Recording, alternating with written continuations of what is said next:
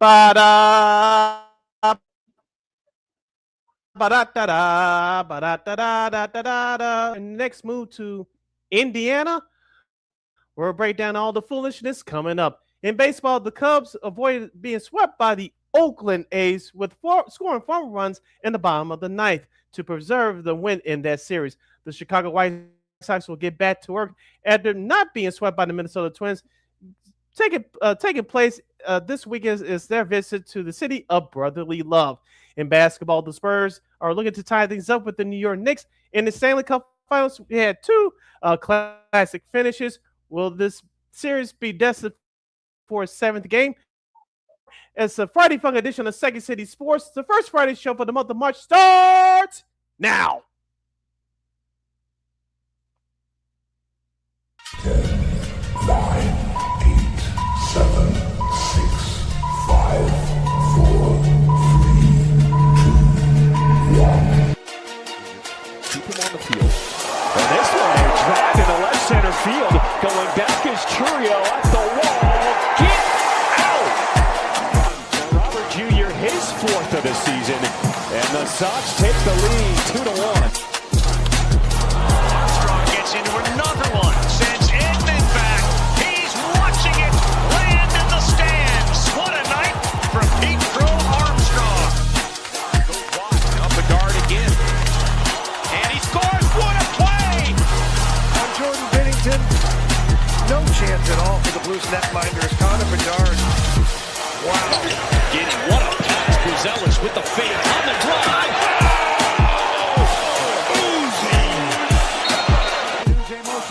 They're blitzing. It's picked up. Caleb throws. Middle of the field. Loveland catch. Breaks away the 30. Loveland 20. Loveland 10. Loveland end zone. Touchdown Bears.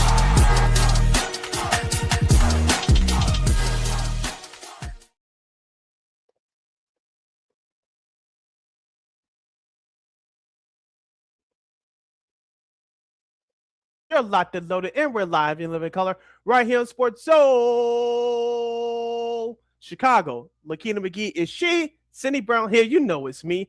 You can follow yours surely on the Twitter, X, and the IG at SidKid80. Once again, it's SidKid80. That's SIDKID80. That's SIDKID80. You follow LaKeena McGee on the Twitter, X, and the IG. Be sure to download that Sports Zone Chicago app wherever you get your apps. Please follow Sports Zone Chicago on all social media outlets. That's Facebook, Instagram, and YouTube. If you're watching us on YouTube, please hype the video ASAP so we can grow our brand because we know you people love us and this is your favorite sports show right here on YouTube. And thank you very much in advance for your support. Like, share, subscribe, and tell your friends. We're unapologetically fun and we have very definite opinions. If you have any definite opinion, do not 2 hours serve against. We call it Sports Talk Radio Show. You got to hit us up at Sports Zone Chicago's Facebook page or at Sports Zone Chicago on YouTube. Type in those questions or comments in the comment section. LaKeena will get the up on the screen for you. But you decide to troll and or do something silly, dumb, or stupid. I've given LaKeena full powers to give you dumbos to Bill and be a boot. Toodles. But before we begin, shout out to our live entertainment game. That's LIVE live entertainment game. That's checking us out live in the living color at Sports Zone Chicago's Facebook and YouTube channels at 12:23 p.m. Central Standard Time. But as always, much love to the replay game that's checking us out on the replay, also at Sports Zone Chicago's Facebook and YouTube channels. Don't you ever forget our motto where we talk sports, music, or entertainment. We will always provide. We'll invite you on the best on Second City Sports as the Cubs get a much-needed and pivotal win to avoid being swept by the A's. Meanwhile, the White Sox will try to get back on track as they go to Philadelphia to face the Phillies. This work gets tougher for the White Sox. Our buddy Scott Lewis from the Barbers Chari Network and beyond, I'm sure he'll have a lot to say about what we're going to talk about first. And also the NBA Finals as the Spurs will try to even the series against the Knicks. And meanwhile, the Kings come back and beat the Knights in the Stanley Cup Final. Some sports media news as Russell Wilson makes his decision, and also a former Bear will be a part of a new team this year. We'll talk about that and so much more.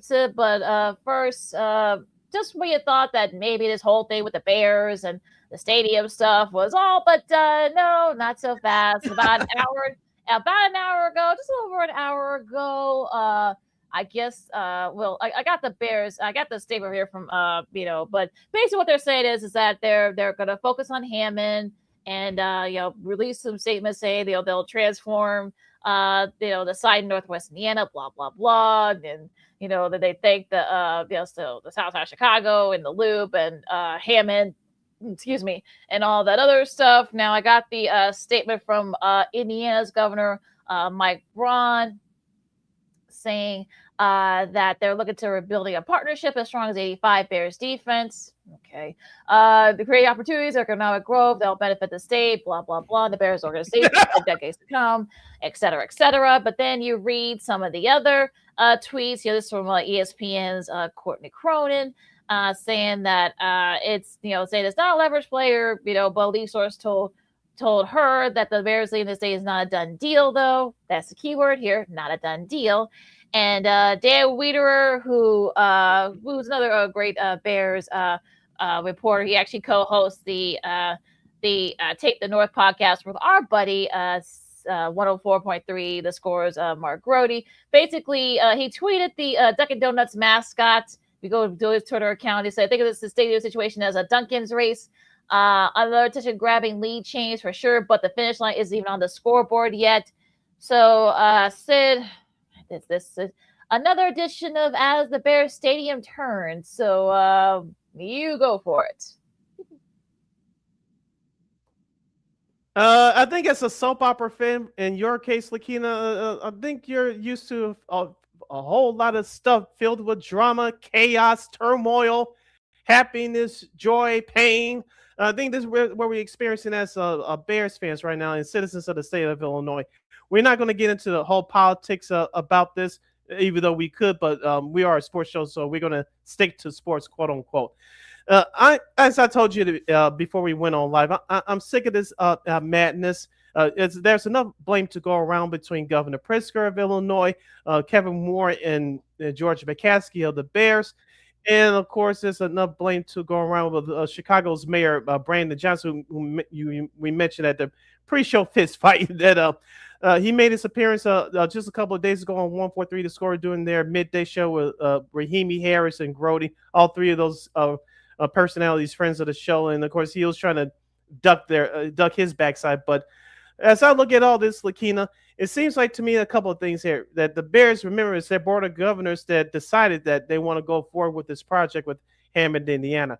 Number two, from what I've heard and what I've read, they've been given numerous chances to take some advice on how to go about this through the Illinois State Assembly, and they chose to ignore and do things their own way. LaKeena, we all been there, especially as teenagers and kids, when sometimes when you're too much of a hardhead to listen to good advice and you decide to go your own way, 9 times out of 10 you fall on your backside, and that's looks like what the Bears are facing with right now.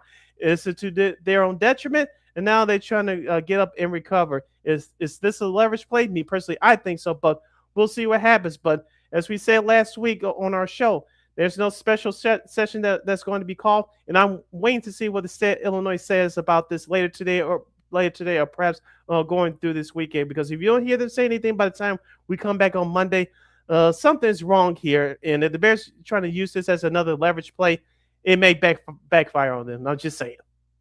Yeah, Chris Welch, who's the Speaker of the Illinois House here, he just posted this saying that while Indiana is willing to raise taxes and promise $1 billion, I should say, in taxpayer funds, Illinois has focused on the needs of working families who want relief at the gas pump, the store, insurance bills, and et cetera. And Illinois remains open to ongoing efforts to secure the Bears in Illinois. So basically, look, when I look at this, it's just like it's just asinine. It's pathetic. And I know you got the statement from George McCaskey and CEO Kevin Warren, and it's just one of those things where you're just like, what are you doing here? And the board of directors, we don't know how the vote went down with this.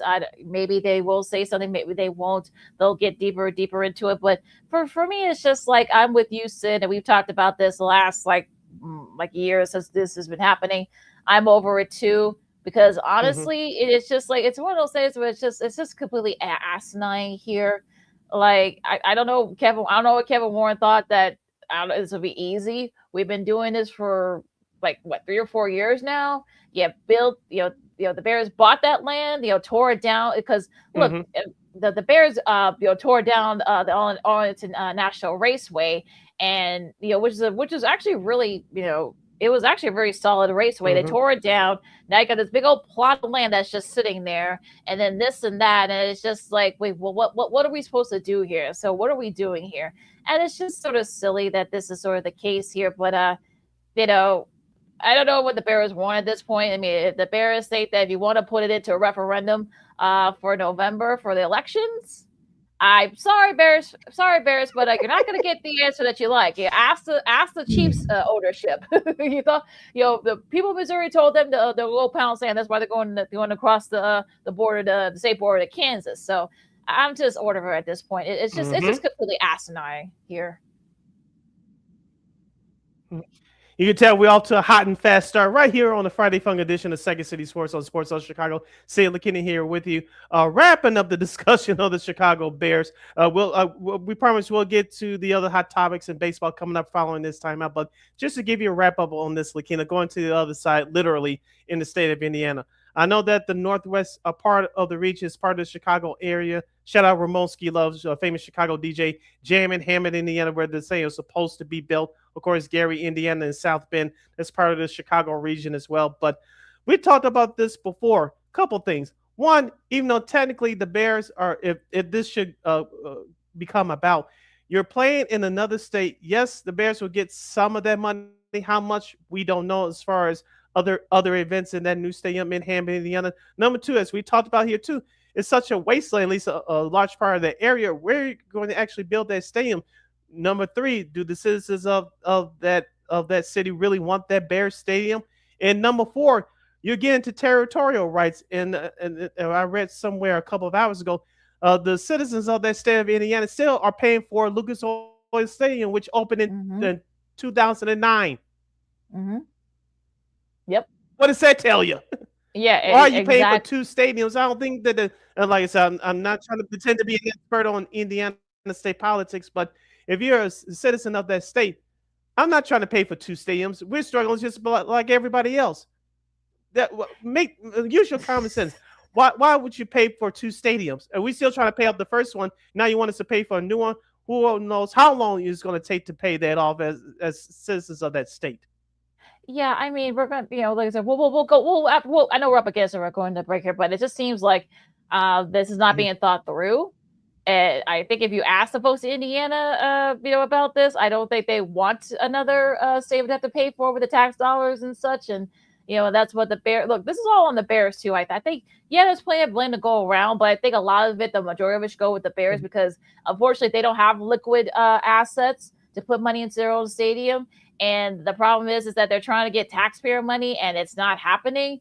And you think Illinois folks want to pay for it? You think the Indiana people want to pay for it too? They're already paying for it. Like you said, it's been 17 years since the Lucas Oil Stadium opened, and they're still paying tax on it. You think they want to have to pay for another stadium? So it just doesn't make sense to me. And some of that money will probably go to Chicago since Hammond is part of Northwest Indiana, which is part of Chicago Metro. So I don't think they're thinking about that either. So there's just a lot of stuff going on here. And yeah, the focus is on Hammond right now, but talk to me in about a month because I think this is going to shift again. So I'm sure we'll have updates on this one too, even though we're both sick of it. Yeah. Yeah, and we'll ask these important questions to our guy Scott Lewis from the Barbers Chari Network and the host. So I'm not going to hold you podcast. I know he's going to have a lot to say about this. He'll be coming up at the top of the hour, but we're going to shift SHIFT to what's going on the field in baseball. Both the Cubs and the White Sox get back at it this weekend. The Cubs will host the San Francisco Giants, while the White Sox will take a trip to the city of brotherly love to take on the Philadelphia Phillies. And I'll give you a reason why the Sox will win that series. LaKeena, should she be happy about last night's victory? She'll give you her thoughts coming up in the best of the worst from Major League Baseball from this past week. I'm Sid. That's LaKeena. We're off to a flying star right here on Sports Zone Chicago. Hey, it's your boy, the Superback, Sean Sierra, and be sure to follow Sports Zone Chicago on all social media platforms. On Facebook, Instagram, and our Roku channel, you can find us at Sports Zone Chicago. And on Twitter, we are at Sports Zone Shy. Also, be sure to download our mobile app so you can take Sports Zone Chicago with you on the go.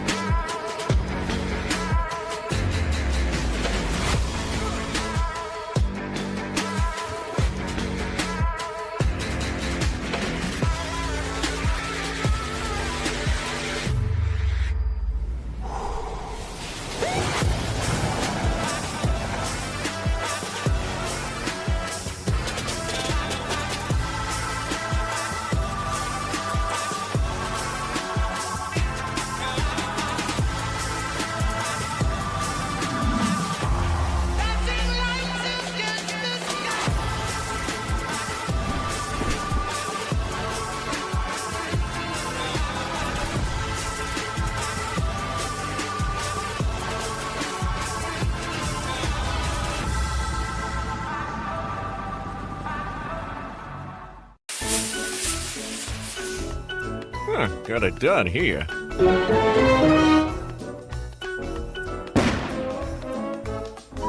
Ouch! And we're gonna make sure you lit this time. Ouch!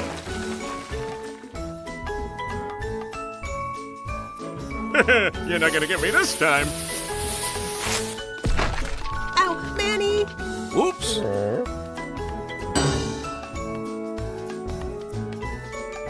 Let's try an easy one.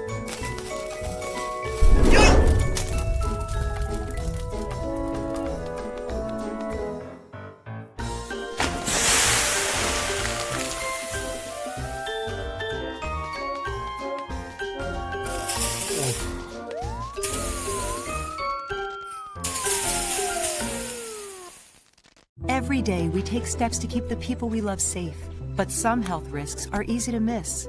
Ticks hiding in the yard can spread germs, like the ones that cause Lyme disease. Mice searching for food can spread bacteria that makes us sick. Mosquitoes lay eggs in standing water and can spread West Nile virus and more.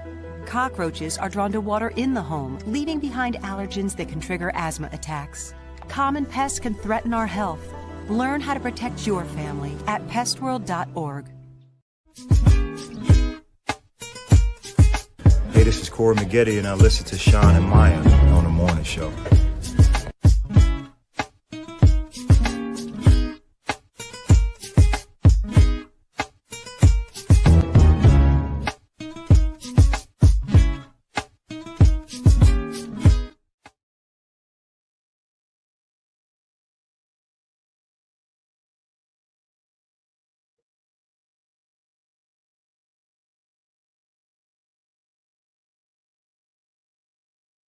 Welcome back to the Friday Fun edition of Second City Sports. You're locked and loaded, and we're live in living color right here on Sports Zone Chicago. Sid the Kid is me. LaKeena McGee is she. You can follow yours truly on the Twitter, X, and the IG at SidKid80. Once again, it's SidKid80. That's SIDKID80.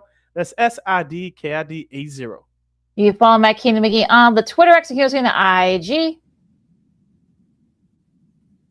We're going to dive into some White Sox, Cubs, and MLB talk for this half hour. So if you have any questions and comments regarding that subject, you can definitely hit us up right now at Sports Zone Chicago's Facebook page or Sports Zone Chicago on YouTube. Type in those questions or comments in the comment section. LaKeena will get the up on the screen for you. Cubs get a much-needed win against the A's. They were about to get swept, but the Cubs score 4 in the bottom of the ninth. PCA, who had let's just say had a bad fielding night last night, and showed again didn't have his best start either, giving up 4 home runs, including 2 inside the park home runs. But again, I digress. I digress there. But look, the important thing is that they came back, from the score 4.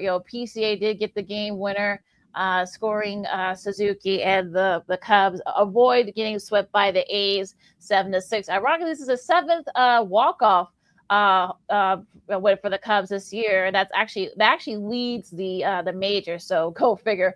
With that one, they're now 33-30, and now they start a series against the Giants coming up later this after about an hour from just a little under an hour from now over at Wrigley here, and they actually split their series with the Brewers, so they helped the Cubs out a little bit there. They're back to where they were when they started the week. So I'm talking about the Cubs, but yeah, this is sort of a good chance for the Cubs to kind of, hopefully this will be a building block for the Cubs. I mean, we've been seeing this, they've been ebbs and flows of the season. They had 2 10-game winning streaks, and they had a 10-game losing streak, and then they lost 4 of their last 7. And it's just one of those things where the ebbs and flows. Now, you got schedules coming up against the Giants and the Rockies. So, if you can at least win these series, that's all you can do. Hopefully the Cubs can, build something from that win yesterday. Hopefully they can get back on track now. Ever Cabrera, who is back from the IL, he's back on the mound today. He faces Robbie Ray, who has a decent record against the Cubs, and such. Also, Ben Brown, who you probably say has had his best start this year. Probably could be an all-star against Lyndon Rupp. That's the Saturday matchup. And James Italian, who actually had a decent start, though the bats weren't there. He'll face Trevor McDonald in the rematch of that series. So, what do you think about the Cubs' performance this week against the A's? I was there on Wednesday, first of all, to experience my first night game. It was very awesome. That stadium looks great in person and lights. Is it better than Comiskey? No, but it's 1B. So go figure that one. So I enjoyed it myself, and I saw the A's beat the Cubs for that to take that series on Wednesday.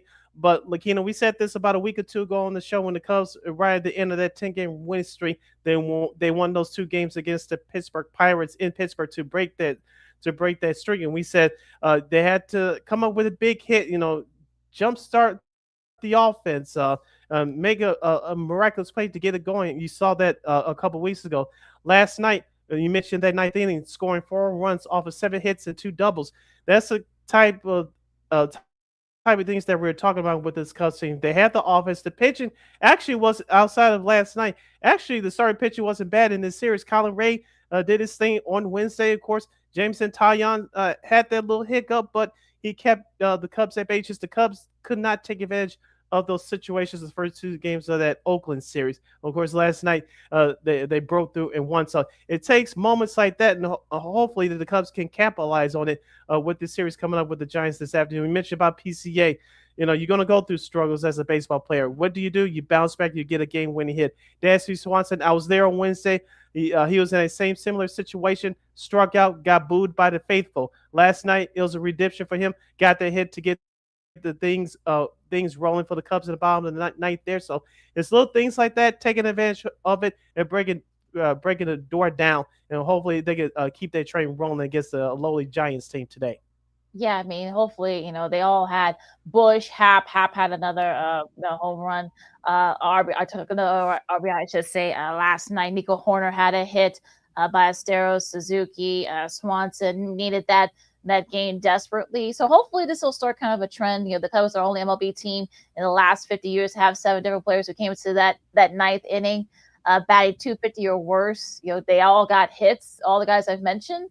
So, and of course, PCA got the game winner. So hopefully they can use this situation and, they can build on this. Like I said, they got the Giants and the Rockies coming up. So hopefully, maybe not sweeping. I know that's good. That's a lot to ask, but because things happen in baseball, but to at least win these series, and hopefully they can build that confidence so that once they start, going up against some of these, hopefully take advantage of that soft part of their schedule, and hopefully they can build some momentum here. And speaking of Ian Happ, as I mentioned, I'll mention this the last time. I was there on Wednesday. He collected his 1,000th career hit. And so congratulations to Ian Happ on that. But like you said, LaKeena, the bullpen is actually starting to turn it around a little bit. I know Caleb Theobar had a rough outing last night, but outside of him, the bullpen is starting to come around a little bit. Still has some ways to go. and Daniel Palencia did his thing on Wednesday. But the bullpen's starting to turn it around quietly. But as we said before, the starting pitching has been good outside of Shota's performance last night. And I'll ask this question to you, LaKeena. We probably know the answer, but I'm just throwing it out there anyway. Given Shota's struggles over the last month or so, do you skip him into the rotation, or you just keep throwing him out there? Hopefully, he can quote unquote figure it out. Yeah, I mean, I think he has to start next week against Colorado, so you're hoping that maybe that could be, the thing where they could probably break through. Maybe he could use that game to figure it out. I mean, we'll have to wait and see. But yeah, it'll be interesting to see what happens with that. But yeah, he needs to figure it out soon, because with the Cubs pitching staff still being shorthanded, they are getting some reinforcements coming up. But yeah, you definitely got to get going there. Hoping if you don't want to get sent down to Iowa, perhaps you have to figure things out there. So hopefully by next Wednesday, he'll have it all figured out. As this is Second City Sports on Sports with LaKeena, McGee, Steve Brown with you, talking some baseball here as we switch gears to talk some White Sox. The White Sox lost a tough series to the Twins, losing 2 out of 3. David Sandlin got, let's just say he got knocked back into reality, unfortunately. To the White Sox, they did try to catch up, but it just wasn't enough. Davis Martin, probably his worst showing of the season so far, giving up 10 hits and 3 walks in losing that game. Now they did come back and get the rubber match to avoid getting swept against the Twins. Now they do go to Philly. Philly's coming off a sweep against the Padres. Now they don't have to worry about facing Christopher Sanchez, but look, I mean, the White Sox, it's just going to be very interesting because Citizens Bank Park is one of those types of ballparks where if you're not used to playing that type of park, I mean, that park is definitely a pitcher's park. So it'll be, the hitter's park as well. So it'll be interesting to see how these White Sox pitchers do against your Bryce Harpers, against your Schwarbs. I know Schwarb, I know he's been kind of up and down lately. I think he is due to kind of break out of his slump. So we'll just see what happens with how the White Sox do. I know Chris Getz was on the MLB Network. I know he kind of let us know that the White Sox may be buyers during the trade deadline. I would hold off on him saying that until this month, because it doesn't get any easier for the White Sox after this. But it'll be interesting to see how this White Sox lineup does against the pitch. Like I said, they don't have to worry about Christopher Sanchez, but it'll be interesting to see how the pitching does against that lineup against Philadelphia lineup. And you don't have to worry about Zach Wheeler either, because he pitched in the series finale last night against San Diego and for the Philadelphia Phillies to win that series. Your pitching matchup for the White Sox and Phillies tonight: Anthony Kay versus Jesus Luzardo. Tomorrow you'll have Sean Burke taking a bump for Chicago versus Andrew Painter. Of course, Sunday's matchup will feature, if I could get it here on my computer, David Sandlin versus Aaron Nola. LaKeena, you talk about Citizens Bank Ballpark. That is a Cracker Jet box, just like Sox Park here on the south side. I think the bats will continue to stay hot for Chicago. Sam Antonacci at the top of the lineup. He went 4 for 4. Miguel Vargas had 3 home runs in that series against Minnesota. You can vote for him now at WhiteSox.com to go to the All-Star game. Colson Montgomery, he needs to get it going 0 for 6, leaving a lot of runners in score position in that series. He has to turn it around. Chase Madraw quietly is swinging a hot stick right now. And, of course, Trisha Peters and Drew Romo, your unsung heroes, came up big in Wednesday's series finale against the Twins. The White Sox bats, I think, can and will get hot, but my concern is their pitching. Eric Fedde, who he's on his last legs, in my opinion, in that starting rotation. He did come up big in that series finale on Wednesday, pitching 5 innings, giving up just 2 hits, no earned runs, 1 walk to 2 strikeouts. That's very impressive. But Sean Burke, who's turned it around here lately, he goes on Saturday. I want to see what he could do against that lineup, as you mentioned. Anthony Kay, the left-hander, who's been pitching great. He's going to have a tough test tonight. So I'm looking for the starting pitcher for the White Sox to step up. Now, you talk about the performances of David Sandlin and Davis Martin on Monday and Tuesday. I'm not surprised what happened to either of them, because it was going to happen, but it was bad defense in Davis Martin's start last Tuesday, which did the Sox in. So as long as the White Sox, especially their starters, can keep the ball down, I think they have a chance, because I think the bats are going to wake up this weekend. But if their starting pitchers can keep the bats down, now let the Phillies offense wake up, I think they'll be okay. Will they get swept? It's possible, but I don't think so. I'm gonna put them on the table. I think the White Sox can take 2 out of 3, especially with Philadelphia's two best pitchers already pitched in the previous series against San Diego. The White Sox should take 2 out of 3. Yeah, I disagree. I'm going to say they're going to take one. I don't think they're going to get swept because, like I said, I think the bats should come alive in that part. But I think they will win one because I think that I think the Phillies that they won 9 in a row too with themselves at one point, so they know how to. Especially since we'll talk about what happened with Atlanta. Coming up here as they did win 2 out of 3. So yeah, I think Diamondbacks got those guys playing very well and they're buying in and they're right there in the wild card. And also they're 8.5 back. I don't know if they'll be able to catch the Braves, but it should be interesting to see what happens there as the second seed sports. Sports with LaKeena, McGee, Steve Brown with you. We're going to talk the rest of baseball. The big news here, and this news came out yesterday as Aaron Judge. This is going to be a tough stretch. He fractured his rib in last night's game against Cleveland.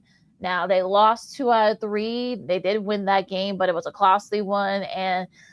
But yeah, he's going to be out for 4 to 6 weeks, and they'll have to determine the next steps after that. So this is a big loss for the Yankees in that, especially for that lineup, especially. So yeah, this is not good news. This is not the good news you wanted to hear if you're a Yankees fan last night. Yeah, we know that Aaron Judge makes everything go in that lineup for the Yankees, but they have a couple of guys there. They're itching to come back off their rehab assignments, including Giancarlo Stanton. As we talked about on the show for the last few years, with both Judge and Stanton are healthy, the Yankees are damn near unbeatable offensively. But with Giancarlo Stanton coming back soon, you still have guys like Ben Rice, who's the young sensation at first base. You still have Trent Grisham, who's having a heck of a year. Don't forget about veteran Paul Goldschmidt. He's come through with some big clutch hits there. Chas Chisholm, there's all-star second baseman. He can get it going. And let's not forget about Cody Bellinger as well. He's a big stick. So in the short term until the All-Star break, if everything goes according to plan, I think the Yankees will be okay. But if Aaron Judge should miss any more time after that, I think they're in trouble. But they're going to have to rely on the other guys offensively to carry the load. Their starting pitching is going to have to get back on track as well. Garrett Cole lost his start the other night against the Guardians. I know he's trying to work his way back, but he needs to pick it up. Carlos Rodon needs to pick it up as well. Cam Schiller is having a good year for the Yankees. He's got to carry the low in that starting rotation as well. So it's going to have to be a collective effort for the Bronx Bombers to keep up with the Tampa Bay Rays, because as of right now, I don't see Tampa Bay going away anytime soon.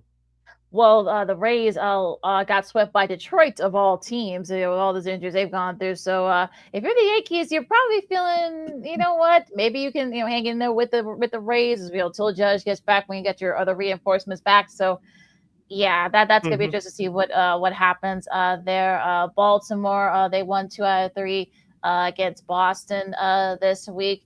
Now going to the Central, Cleveland, like I said, they won 2 out of 3 against the Yankees at Yankee Stadium. So that should build the confidence. Jose Ramirez had a big series in that series, 4 RBIs total in that series. So including 3 doubles in that first game of the series. So we'll see what happens there. Minnesota, like I said, 2 out of 3.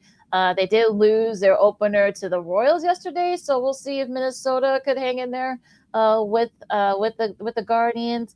And the White Sox. Seattle, they won 2 out of 3 against the Mets. And like I said, I think it's just maybe Seattle's that team, but the other 2 teams in that division. I'll say first of all with the Mariners, Bo Bichette had 3 RBIs and 4 hits to seal the win in that series. So this could be interesting to see what the Mariners do, because like I said, the A's, they won 2 out of 3 against the Cubs and the Rangers. They also won 2 out of 3 against the Cardinals. So they're still going to be right there. So that the AL West, I don't think no one's going to run away from the AL West, but we'll see if the Mariners can do just that. And did you know that from all the 3 division leaders in the American League, Tampa, Cleveland, Seattle, your Mariners, LaKeena's second favorite team, for those of you that are new watching us, the Seattle Mariners had the biggest division lead in the American League at 2.5, just a half game above Cleveland as far as the largest lead in their respective division. As we said before, we'll say it again, especially when it comes to the AL West. whichever team gets hot for a 2-3 week stretch is going to win this division. It looks like your Mariners could be that team. We talked about the Rangers and their struggles. The Athletics, the Oakland Athletics, we say on this show, they'll come back to earth a little bit, even though they took 2 out of 3 on the north side in Chicago. They come back to earth a little bit, going back a couple of games under 500. So we know the Astros, they got handed to this earlier this week by the Pittsburgh Pirates. So whoever gets hot for the next 2 or 3 weeks is going to take control of this division. Let's see if Seattle can continue to make their hot move. Yeah, like I said, Bichette needed those because the Nets needed that went to getting swept by the Mariners. Now, Josh Naylor did rejoin the Mariners lineup after he had been on the IL with back spasms, so hopefully he can get it going there for Seattle as well. We'll see what happens in the AL West. We talked about the East. We talked about Atlanta. They won 2 out of 3 against the Blue Jays. The Nationals, like I said, I'm not totally sold on them. They lost all 3 games. They got swept by the Marlins, so they might be all she wrote for the Nationals. We'll see about that. Now, Milwaukee, like I said, they split their series to San Francisco, so a disappointing series for them against the Giants. So we'll see what happens there. Now, Pittsburgh, I think Pittsburgh can definitely hang in there in that division. Like you said, so they won 2 out of 3 against Houston. So we'll see what happens there. We talked about the Cardinals and stuff. So, yeah, I mean, the Cubs could definitely get back in that division. Because I don't think Milwaukee's going to run away with it. I just don't see it. I don't see it either, but if you're the Cubs, you continue just to keep winning series, minding your own business, to do what you have to do, and everything else will just work themselves out. I want to go to the NL West since we're pressed for time. I'm with you. I'm rolling my eyes at the San Diego Padres. You saw what happened to them the last couple of weeks. You saw in that series against Philadelphia. They can put up a whole lot of runs, but they can't stop the bleeding. And it's a miracle right now that they're tied for second place next to the Arizona Diamondbacks, who avoided getting swept by the Dodgers early this week. They won their series finale yesterday by the score of 3-2, thanks to Ketel Marte's game-winning home run in the bottom of the ninth there. So Arizona and San Diego are tied for second place in that division, followed by San Francisco and Colorado. But the Dodgers continue to roll tra-la, despite their injuries. But Shohei Ohtani was masterful on the mound the other night. Yeah, he really was. It is a 111th career game where he pitched 5+ innings and more or as many base hits, in that game. And the only player to have that in the modern era, you got all the way, you talk about Walter Johnson back in the 1940s. So, Shota's still doing, Shota stuff. I know he's been holding it down. Thankfully, both Ildarmo Vargas and Max Muncy are okay. If you guys saw that was a scary collision they had last night. Yeah. And that was pretty scary. The good news is that they're both okay. They're both good. Like you said, Ketel Marte, of course, hit that game-winning RBI, home run, I should say, to split that series with the Dodgers. So, I think the Dodgers are doing their thing, and I think they'll be okay. And like I said, I think the teams up behind them are, especially San Diego, they've lost 5 in a row now. So that was just a bad performance this week for the Padres. Just awful. The balloting has opened for the All-Star game. So if you want to vote for your favorite All-Star from your favorite team, just go to MLB.com for more information. Vote for your favorite All-Star. Your schedule for this weekend in MLB will start off with the San Francisco Giants traveling to Chicago to take on the Cubs as they're continuing their East Coast road trip. The White Sox will head to Philadelphia to take on the Phillies. LaKeena's second favorite team, Seattle, will travel to Motown to take on the Detroit Tigers. Boston in New York, yes, the Red Sox and Yankees will get it on for the first time in 2026. This time it'll be in the Bronx. Baltimore will head to Toronto to take on the Blue Jays. Tampa will head to Miami in the all-important Florida interleague matchup series. Pittsburgh will head down to Atlanta. Oakland, as we say on the show, they'll take on Houston. Cincinnati and St. Louis. Cleveland at Texas. Kansas City will continue their 4-game weekend series against the Minnesota Twins. Milwaukee will visit Colorado. The New York Mets will stay out west. They'll play the San Diego Padres. The Washington Nationals will face Arizona. And the battle of the Orange County, sort of, the Los Angeles Angels of Anaheim will travel to Dodger Stadium to take on the Los Angeles Dodgers.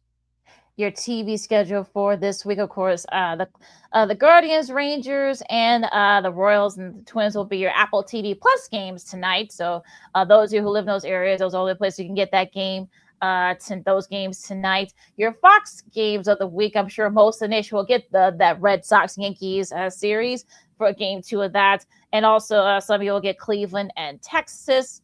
The rest of the schedule for Sunday, of course, ESPN Limited will have that finish up that Red Sox Yankees series. Peacock will have 2 games. First in the afternoon, you got Nationals and D-backs. And your NBC game of the week for Sunday night will feature the Giants and the Cubs. All right. And that's your schedule for this weekend in Major League Baseball. The Funk Show for the month of June continues with Scott Lewis from I'm Not Gonna Hold You podcast to talk about everything from Bears and the other foolishness going on. You listen to Sports Zone.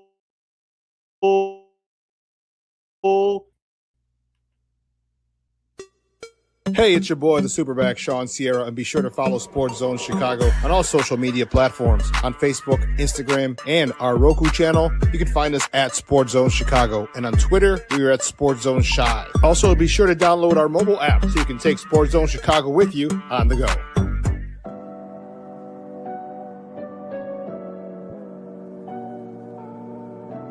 How do you take care of your mind health? For my mental health, I meditate in the mornings. I have my dogs. They're the best. I just find ways that help me just relax. Finding things that make me happy, like being close to my family. I meditate a lot and read books. I have hobbies outside of the game. I'm able to switch off. I'm able to turn my brain off from the game of basketball. Your mind health matters. Your mind health matters.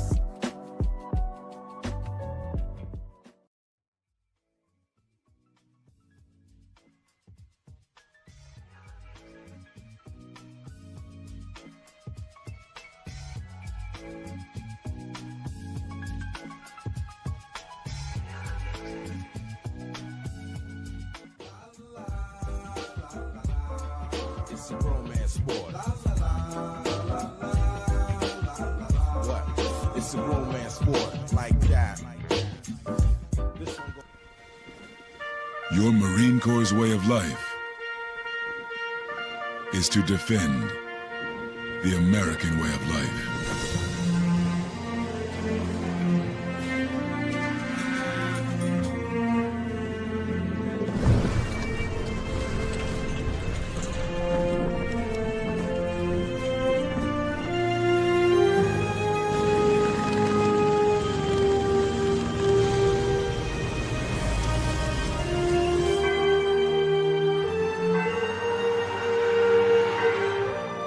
Every day,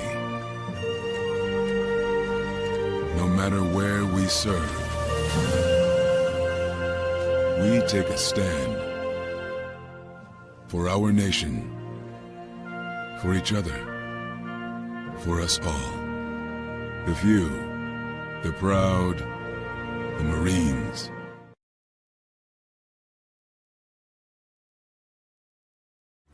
Every body in a work zone is someone's somebody. This is my mom. She works for KDOT. This is my dad. This is my mom. This is my daddy. This is my sister. This is my daddy. This is my son, Scott. He was killed while working in a highway work zone. When you drive through a work zone, drive like a life depends on it. Because it does.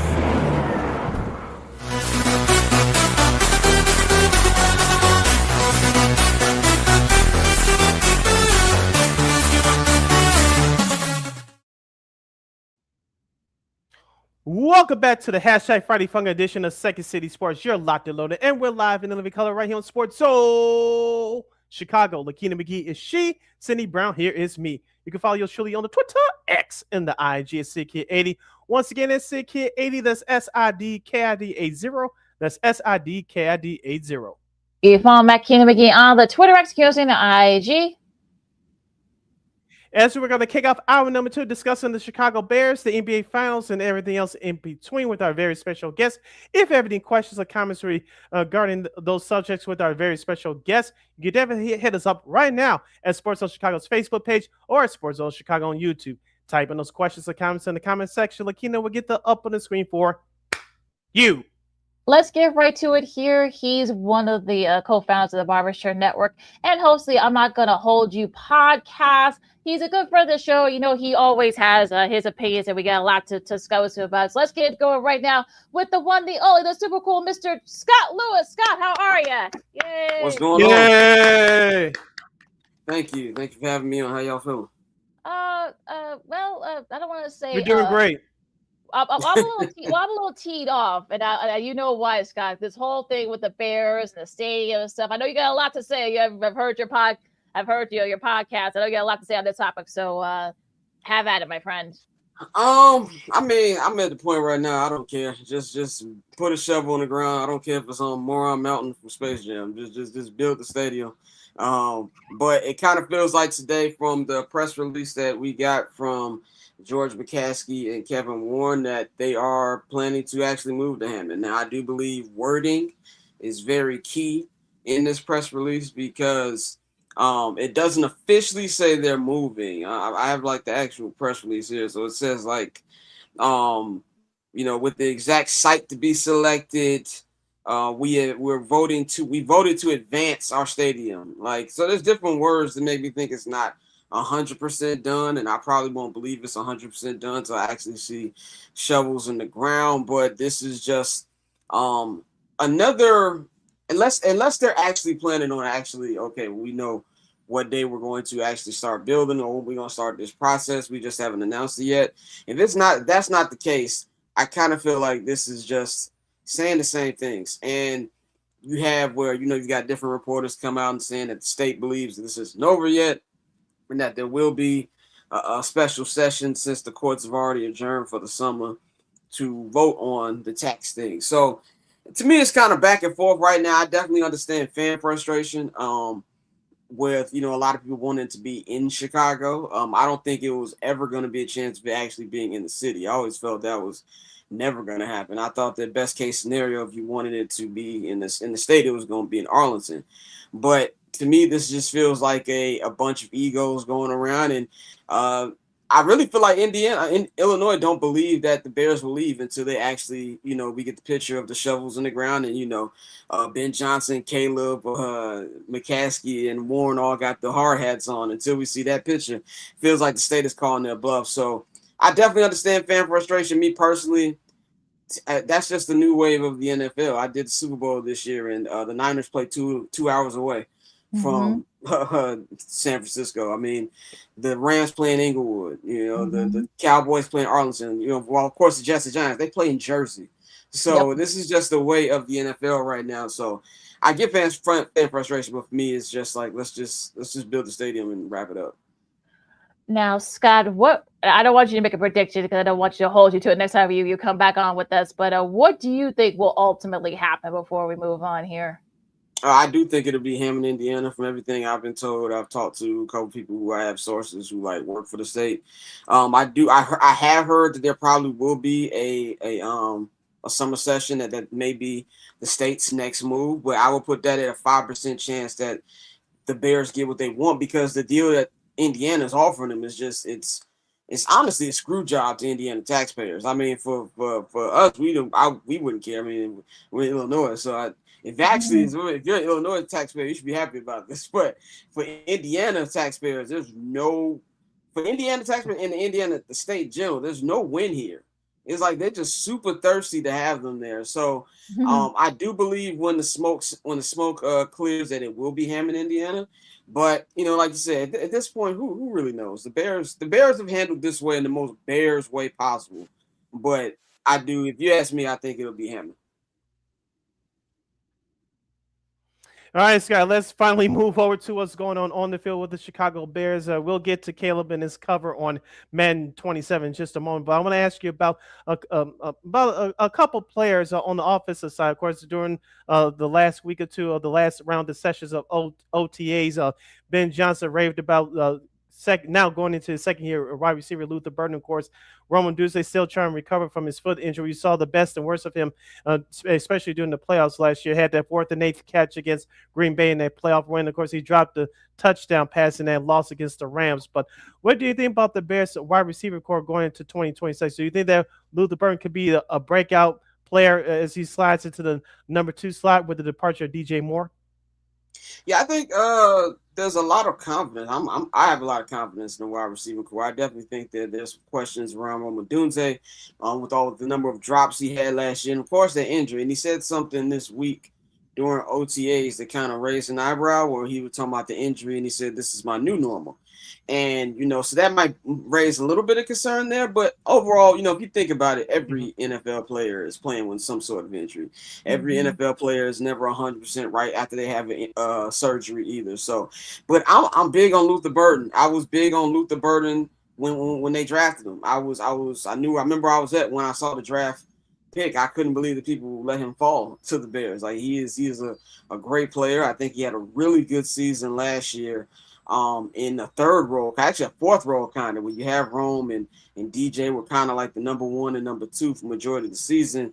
Then Rome got hurt, and you really started to see more Colston Loveland. And I do think Colston is going to be the number 1 option on this team, even if Rome has a fantastic year. I just think that this team is going to be built more around the quarterback to tight end, kind of like what you've seen with Mahomes and Kelsey, and of course Brady and Gronk. I think that's going to be more the thing. But I think Rome, he has to have a great year. He has to have a great year because you've got Luther Burden right behind him. And the offense is I don't have any questions really about the offense this year. All my concerns of this team are on the front seven, the pass rush. I believe this is going to be a very fun team to watch. Obviously, the NFL feels the same way. I always say you learn about who your team really is when release day comes out. And the NFL has put the Bears on 7 standalone games, and that's before we include the potential flex games that might happen during the holiday season. So obviously they believe this is going to be an entertaining team. But yeah, the offensive side ball, outside of you want to see how the offensive line will be with no Drew Dahlman, and obviously the left tackle position with Ozzie Trapilio being hurt. Those might be some question marks, but overall, all my questions on the defensive side of the ball. Yeah, let's talk about that because are they hoping that these draft picks that they have, are they hoping like a pass rusher by committee? Are they hoping maybe to try to see if we can get a veteran guy to sign? So what do you think? That's really the main question at this point with the pass rush, Scott. I mean, you can never rule out a last minute camp addition for a vet. You know what I'm saying? That happens a lot, but I don't. Even if you did that, there's no vet out there that I believe is coming in making that big of a difference right now. I mean, the Cardinals are trying to trade Josh Sweat. I would trade for him. I would. I think he's decent enough to do. That's who I wanted on the team last offseason. Instead of getting Grady Jarrett and Dio and drafting Shemar Turner, that's who I felt they should have got. But I think the Bears screwed their chance of having any actually legitimate playmakers out there. I've been yelling from the mountaintops since November, even before last season ended. Everybody was all caught up in the fun of last season. I said, enjoy now. I'm already thinking about next season when there's going to be expectation. I think last year's Bears were just off vibes because things were going well. The defense was getting turnovers. The offense was scoring points. You beat the rival Packers twice in a month and eliminated them. Then you pushed the Rams to the brink of elimination. The Bears were 15 yards away from being in an NFC Championship game, which I don't think anybody preseason guessed was going to happen. Now there's expectations, and it's cool to have 30 points per game for the offense, but you don't want to be giving up 32.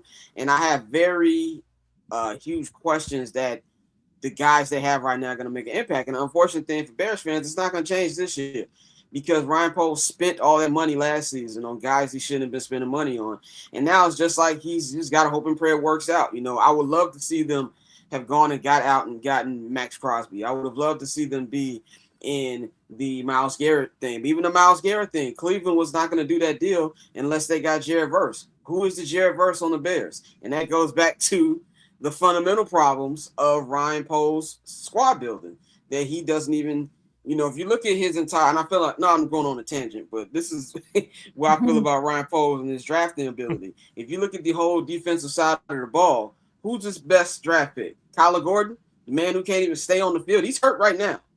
I was up there for OTAs last week. He was doing rehab. And then you had Ben Johnson came this week, and he said he's got to earn our trust because he's never on the field. So if that's your best drafted player, that doesn't say a lot about your squad building. So if there's any question marks for this Bears team, forget a Madden curse. Worry about that pass rush. Speaking of the defense, Scott, I want to ask you about the first round selection, Dylan Thieneman out of the safety out of Oregon. Of course, many people, including yours truly, thought that Brian Post was going to select a defensive end with that first round pick, but Post chose to go in another direction. But I agree that I think that looking at this this first round pick on paper, it looks good, but like you said, Kyler Gordon can't stay healthy. Let's not forget about Jalen Johnson too. You know, he came back at the end of last year, but he was on a part-time basis if he was recovering from his various injuries. What did you think about the first round pick of Dylan Thieneman? I liked it. I definitely would have obviously preferred defensive end or a D tackle, but I thought he was great for what was available. I'm very surprised he got past the Vikings. I think even we bring up the injuries of Kyler Gordon, even though Jalen Johnson is participating in OTAs, and I think that's a good thing. It takes a while to come back from that injury he had, but I feel like they're Kyler proofing the defense, where they're bringing in these different kinds of guys. They also drafted a corner to mask his absence so that when he's not in the lineup, the defense doesn't take as big of a hit as it took last season. So I believe that Thieneman, I don't even know how I think it's Thieneman.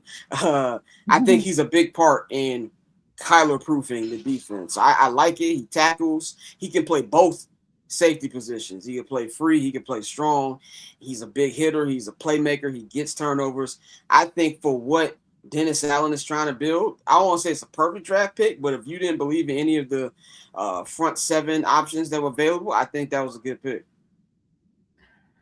Talking to our buddy, co-founder of the Barbers Chari Network and host of the I'm Not Gonna Hold You podcast, Scott Lewis, joined us here on Second City Sports on Sports Chicago. LaKeena McGee, Steve Brown with you. Let's switch gears and talk some basketball with the NBA Finals. We'll start there. Game 2 tonight.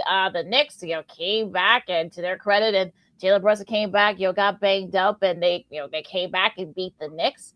So what do you expect from Game 2? Because I think it's going to be interesting to see how the Spurs respond to what happened on Wednesday. Yeah, I think I expect a great game. I expect a great series. I mean, we got to give the Knicks credit, and that pains me to do because I can't stand the New York Knicks. And I think it's less. That I don't really have a problem with the Knicks because even as a Bulls fan, like they've never beat us, so that's not really any beef. I just have way too many New York friends, and you know how it is when you have friends. Like I don't want them to be happy about their sports teams. I'm sorry if that makes me a bad friend. It is what it is.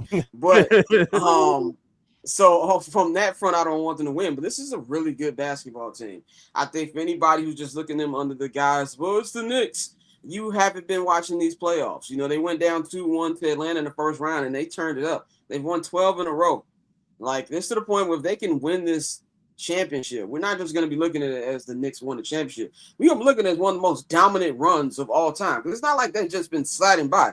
They've been beating the brakes off people every round. Like, these games haven't even been close. And then that third quarter, we give him a lot of crap, but we got to give some love to Karl Anthony Towns.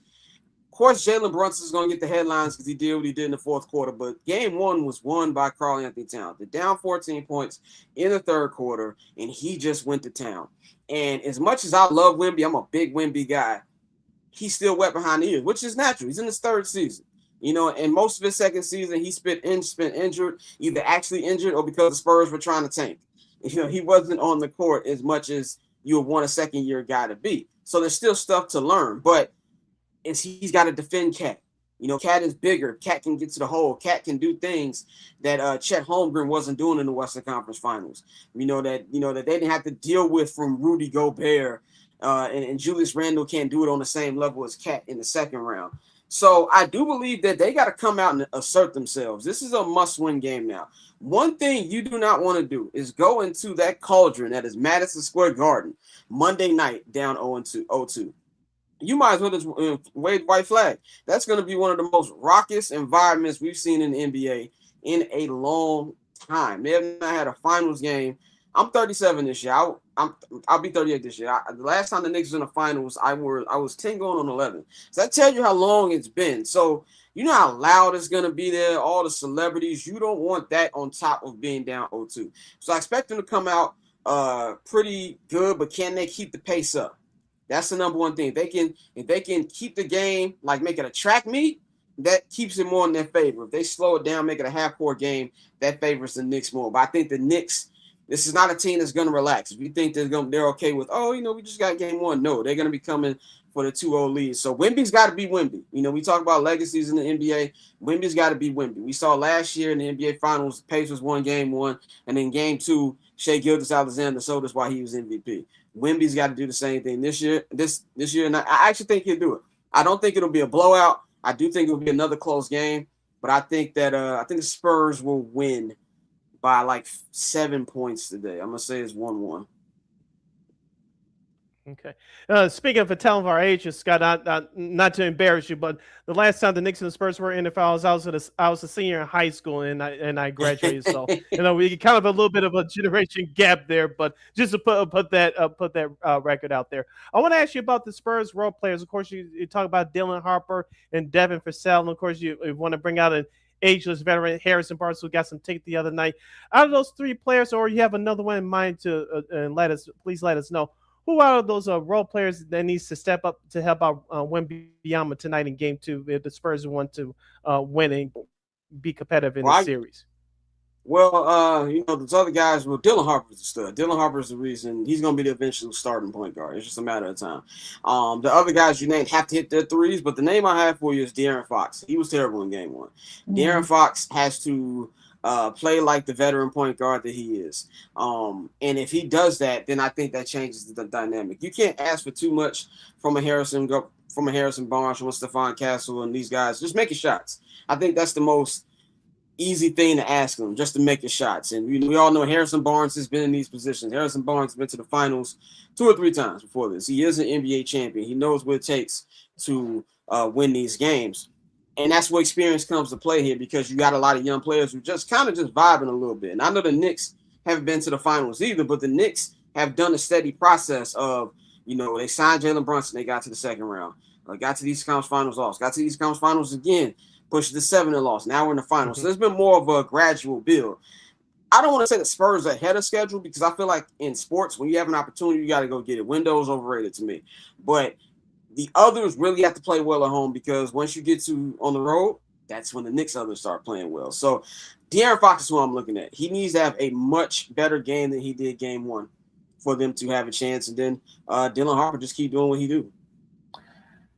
Now, switch gears here. We'll stay in the NBA, but we'll talk about some Bulls. And I know you've been following the Bulls coaching search, Scott. And Brett Siegel is reporting that I guess the Bulls are down to their final 3, if you will. And those guys are Chris Quinn, who is Eric Spoelstra's top assistant over in Miami, Micah Nuri, the T-Wolves, or Chris Finch's top assistant there.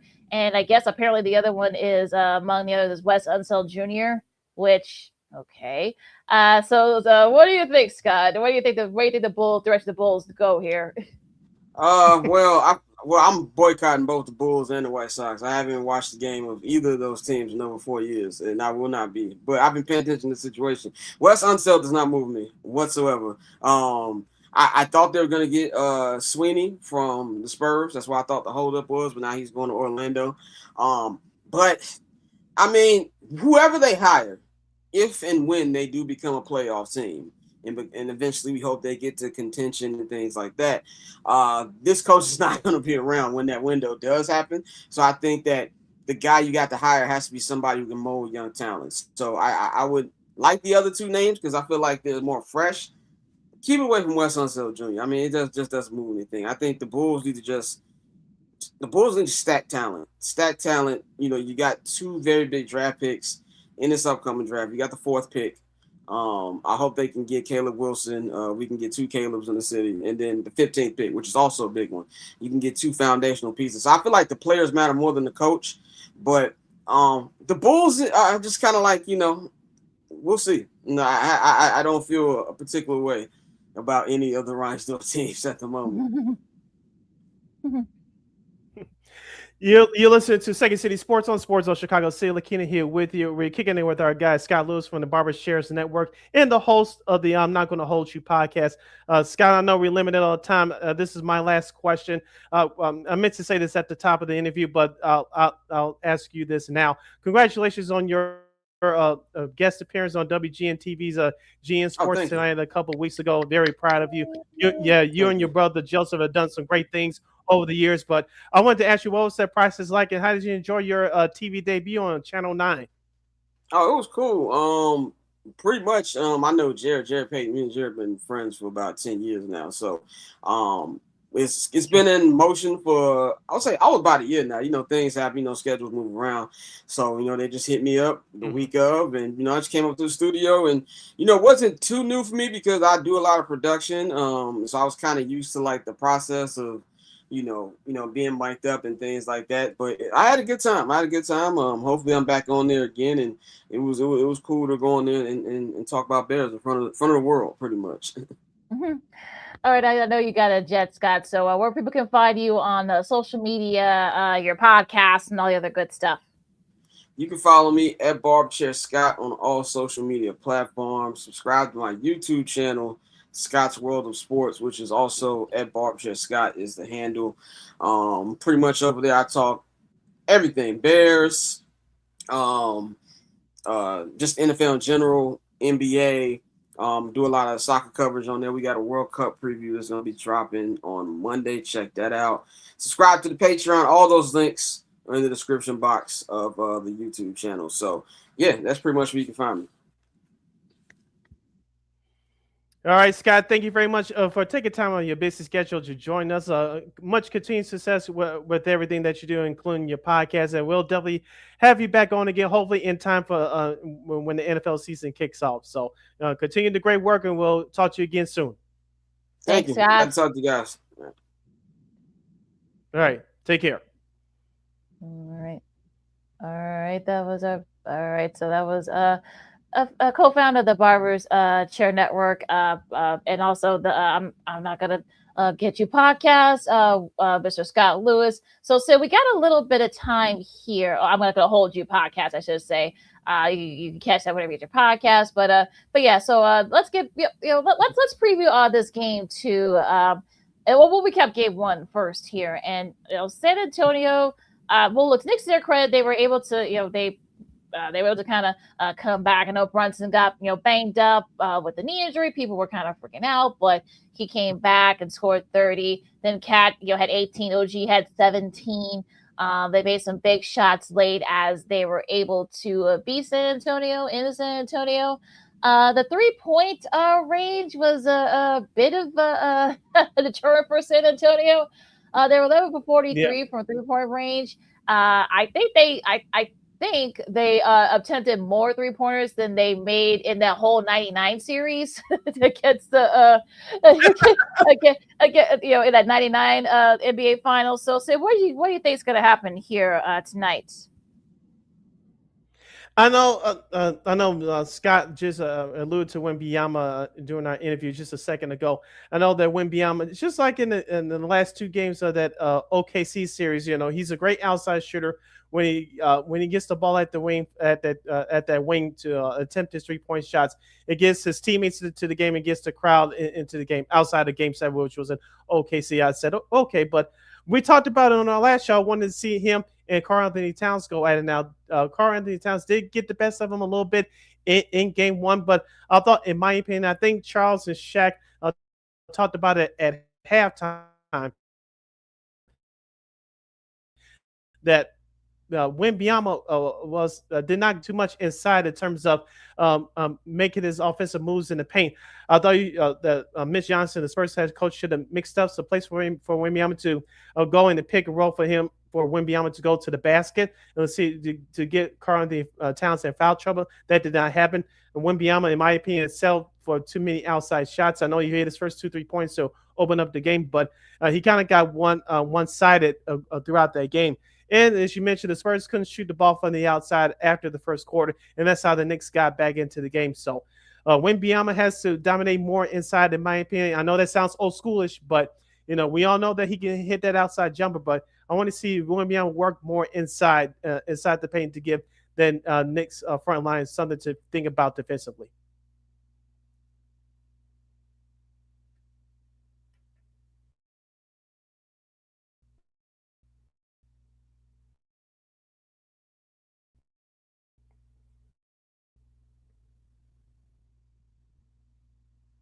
And also, too, as we talked about during the interview with Scott, the role players for the San Antonio Spurs, they tried, but Keldon Johnson, I know he had a big three-point shot early in the late in that second quarter, but he didn't do too much. Dylan Harbaugh was the only one that was consistent scoring-wise scoring-wise for San Antonio, but De'Aaron Fox has to come through. Harrison Barnes, he'll probably get some more time tonight in game 2, so he has to come through.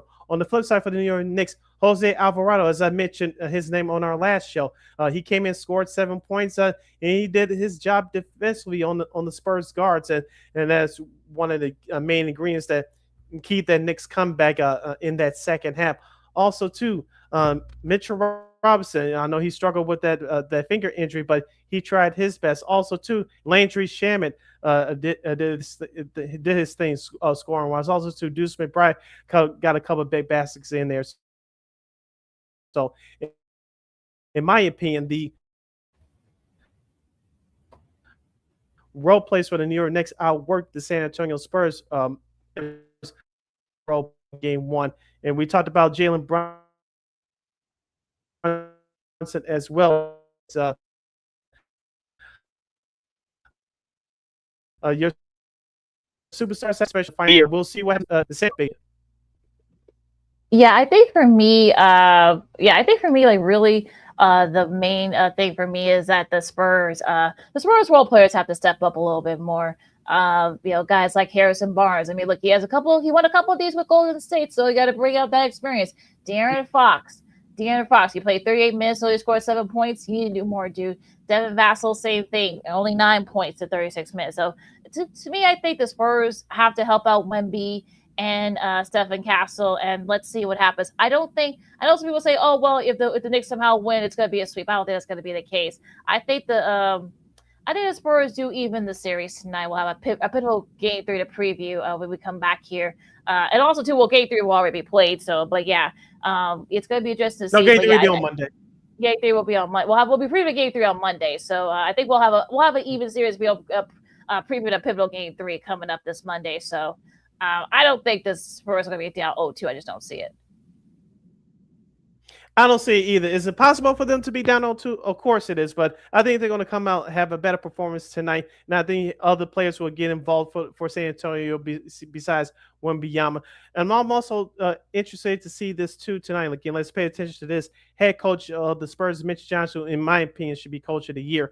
How will he defend Jalen Brunson? I know there was many possessions that Jalen Brunson had the ball, and he was able to drive to the paint, especially when Wembanyama was out the game. The Knicks owned the Spurs in the terms of points in the paint. Jalen Brunson got his way once Wembanyama exited the game numerous times in game 1 the other night. I want to see how Mitch Johnson defends Jalen Brunson. Will they trap him every time he crosses half court?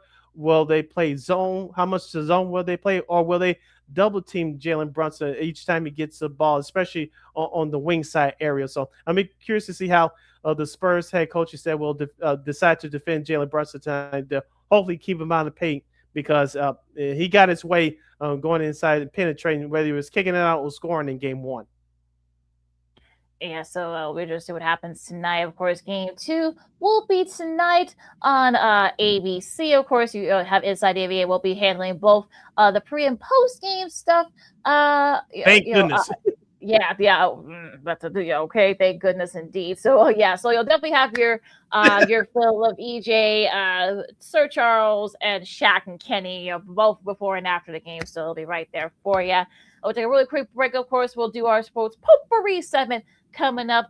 Next, of course, the Kings come back and even their series in the Stanley Cup Final against the Golden Knights. Also, Russell Wilson makes a decision about his future. And keep up with the Bears. The former Bear, he got promoted. We'll talk about that and so much more. LaKeena, McGee, Sidney Brown, Second City Sports on Sports of Chicago. Sports potpourri segment coming up right after this. Poof. Hey, it's your boy, the Superback, Sean Sierra, and be sure to follow Sports Zone Chicago on all social media platforms, on Facebook, Instagram, and our Roku channel. You can find us at Sports Zone Chicago, and on Twitter, we are at Sports Zone Shy. Also, be sure to download our mobile app so you can take Sports Zone Chicago with you on the go.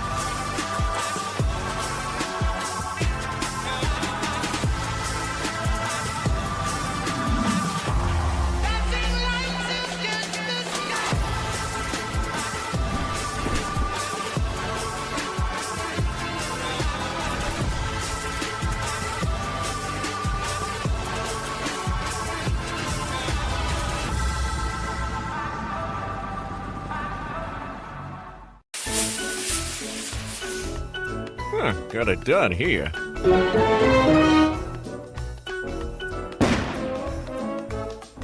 Ouch! And we're gonna make sure you lit this time.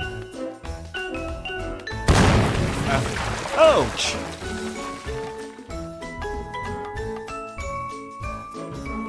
You're not gonna get me this time. Ow, Manny! Whoops!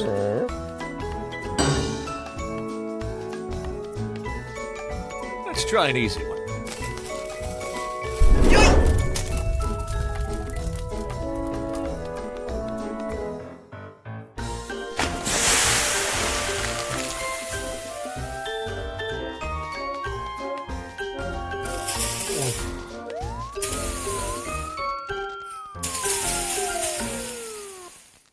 Every day, we take steps to keep the people we love safe, but some health risks are easy to miss. Ticks hiding in the yard can spread germs, like the ones that cause Lyme disease. Mice searching for food can spread bacteria that makes us sick. Mosquitoes lay eggs in standing water and can spread West Nile virus and more. Cockroaches are drawn to water in the home, leaving behind allergens that can trigger asthma attacks. Common pests can threaten our health. Learn how to protect your family at pestworld.org. Hey, this is Corey McGee, and I listen to Sean and Maya on the morning show.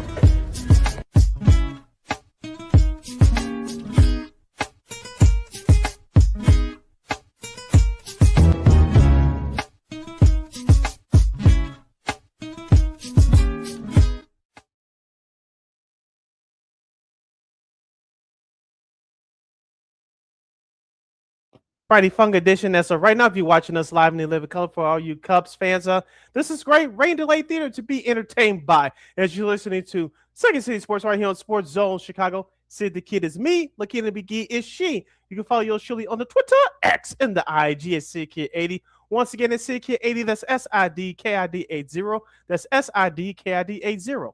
Evil LaKeena McGee on the Twitter, X, and the IG.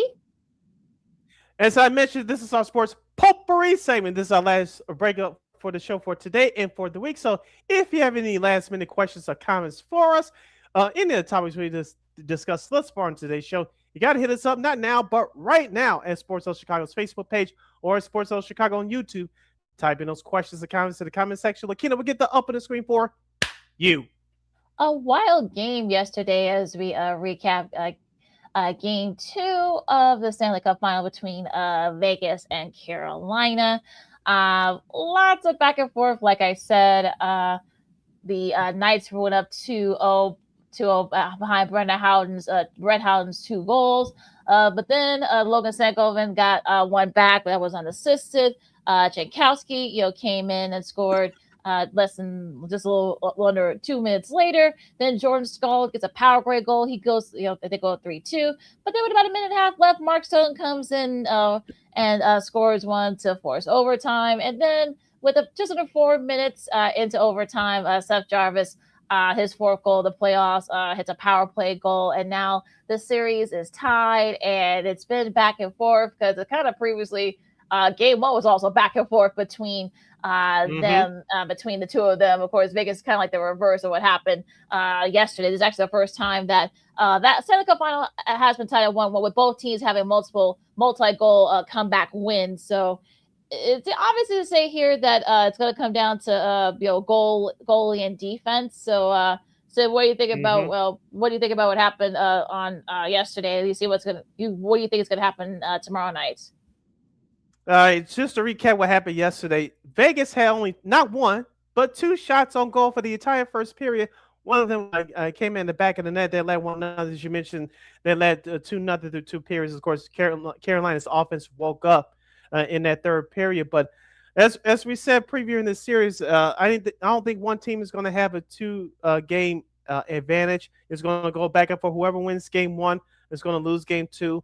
Whoever is going to win Game 3. Whoever's going to lose Game 3, they'll come back and win Game 4. So I think it's going to be a back and forth series. I had Carolina in 7. I'm sticking to that. But last night, LaKeena, before Game 2, ABC posted up a stat that the one of the elements for your team to win the Stanley Cup, in my opinion, is great goaltending, timely scoring, and you had to get in battle within the trenches, and you had to have great special teams as well. In particular, your power play goal, but most importantly, in my opinion, your penalty kill. Going to last night's game, your Carolina Hurricanes only given up not one, not two, not three, but four power play goals in total throughout these playoffs. And that trend continued last night. They shut out Vegas 0 for 4 with their power play. So the Carolina's penalty kill unit continues to be stellar, and they went 4 for 4 last night. So while on the other side for Carolina, their special teams, their 2 of their 4 goals came on the power play, and I thought that was very key last night for your Hurricanes. So special teams, both your penalty kill and scoring lines had to be there at the right time. And it was their special teams really came to the forefront last night.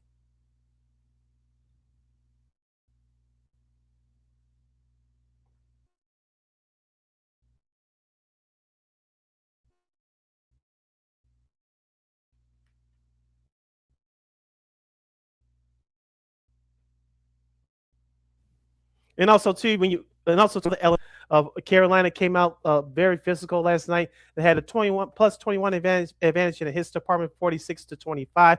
And of course, with the faceoffs are very key, especially at the late stages of the game. Carolina overall had a +8 advantage at 35 to 27. As I mentioned, with the special teams, Carolina went 2 for 4 on the power play, while Vegas went 0 for 4 with their power play. In the block shots department, Vegas got down there and dirty. That's one of the specialties for Coach John Tortorella's teams. They had a +14 advantage at 25-11 with the block shots. But Carolina, you could tell last night they wanted that game a little bit more. They outshot Vegas 12-2, I believe, in that first period. Of course, as I mentioned, Vegas had one of their 2 shots going in the back of the net, and Carolina turned it up when it mattered most in the late stages of the game, LaKeena. But I got an important game 2 win on home ice. Now it goes back to Vegas for games 3 and 4, and I'm with you. I'm waiting for one of these goalies to step up, and maybe we'll see that in the next game. But it's been an entertaining series so far. Yeah, the over just outside Las Vegas, T-Mobile Arena. That place is going to be rocking tomorrow night. And I think if you're the Hurricanes, you want to try to quiet them early. Maybe try to get that not have that slow start you had. You got away with it, but I don't think you'll be able to get away with it in Vegas. So as far as the Knights are concerned, I think DeFaro, he had a goal on Tuesday. Jack Eichel, I know he had an assist, but I think he could do a little bit more as well. And look, it's going to be interesting to see, like you said, the goalies. I think that's what I'm waiting for, that goalie start, if you will. I want the old stand on the head performance as we see from the Stanley Cup Final. And because I think I'm really going to need that. And unfortunately, you're going to have to do just that. I know Frederick Anderson, I know he's going through a lot, losing his agent, longtime friend Claude Lemieux. Carter Hart, he could do a little bit more as well for the Knights. I'm waiting for one of those guys to step up and maybe have that pivotal standing on your head performance, perhaps maybe in a pivotal game forward, maybe they'll help their team take control of the series. Yeah, because as we mentioned previewing this series on our last episode, that adjustments are made from game to game. We said in game 1 it could be a whole lot of outpouring scoring wise. We saw that in game 1 where it was very entertaining. You saw a little bit of an adjustment in game 2, but Carolina, as you mentioned, they got away with it as far as getting out to a slow start. They cannot afford to get out to a slow start in either of these next 2 games in Vegas. Like you said, Vegas, even though it was heartbreaking last night for them to lose in overtime, I still believe that they have a slight advantage in this series because they stole game 1 and down there in Raleigh, North Carolina. Now coming back home even, they had the home crowd behind them. They got the momentum behind them. Carolina has to take a page out of Vegas's playbook. You score first, you take control of the game because, like I said before, and I'll say it again, Carolina is just like those old New Jersey Devils teams in the late 90s, early 2000s. When you get a 2-0, 3-0 lead, they cramp down on you defensively, and they make it hard for you to come back, even in the high-scoring era that we are in right now in today's NHL. Carolina is one of those teams that you trail 2-3-0, they can clamp down on you just like that. As I mentioned, they out hit Vegas rather at a plus 21 advantage last night. So Carolina could be very physical. If they get a 1-0, 2-0 early, you can almost say good night. So Vegas, even though they had the home crowd behind them, if Carolina matches their intensity early on, like I said, we will probably get one of those goalie performances. It's going to definitely one of those next 2 games can come down to the trenches. You can still play a perfect game in hockey and still lose it, but if it goes the way we think it's going to go, who's going to protect the puck? Who's going to make that crucial mistake? Whoever makes that crucial mistake, can the other team take advantage of it? We'll see who takes advantage of that. As like I said, game 3 of Pivotal Game 3 will be tomorrow on ABC, and Stanley Cup champion Eric Johnson will be a part of that on ESPN, also on ABC. He's done a great job so far this year. So yeah, I'm sure he's gonna bring some good perspective and for this one. And look, I think this is, like I said, he won a Stanley Cup in 22 with the Avs, and he's done a great job with their coverage this year. So yeah, it'll be interesting to see how what his perspective is going to be tonight. Being there with Leaves and Mess and PK Subban. That should be a fun one tomorrow night.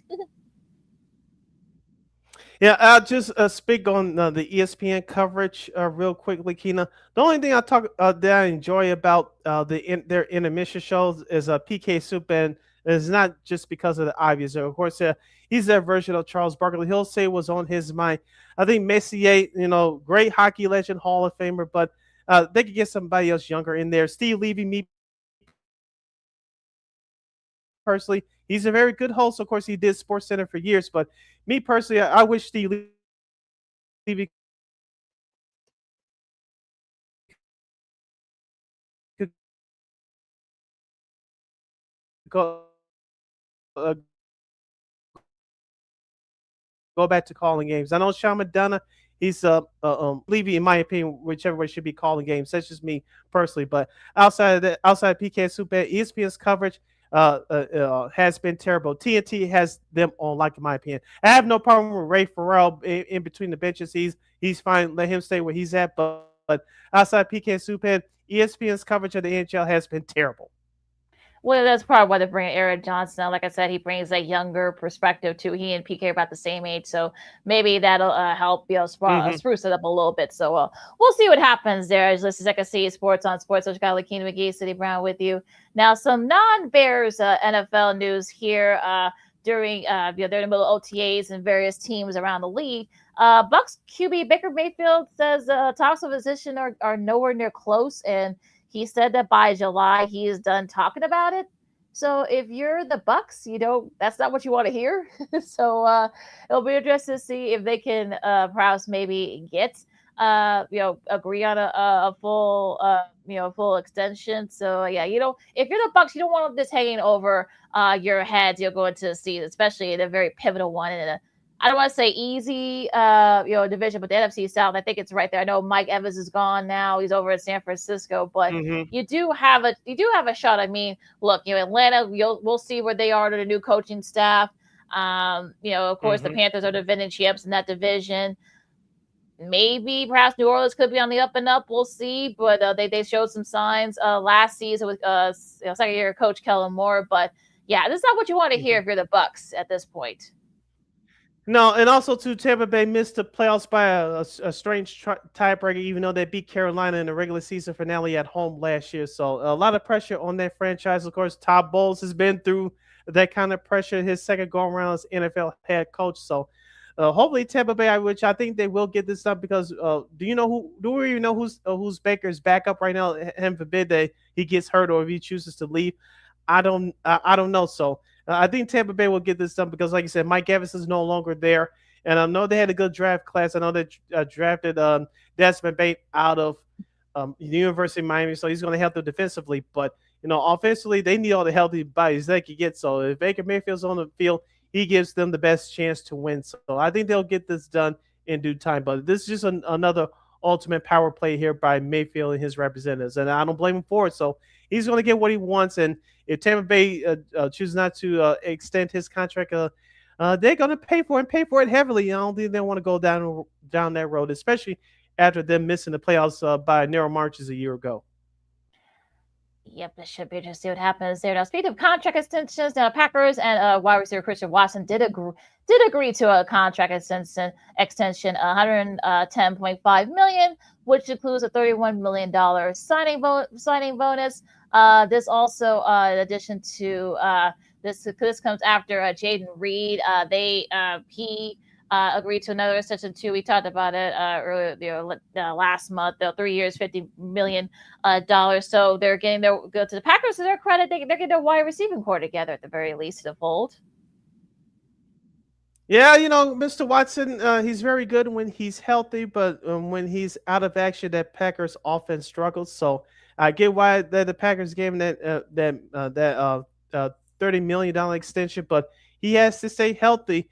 And let's not forget about Romeo Doubs and next to him as that second wide receiver. We saw what damage he could do, especially in those 2 games against the Bears last year, even though they lost them both here in Chicago.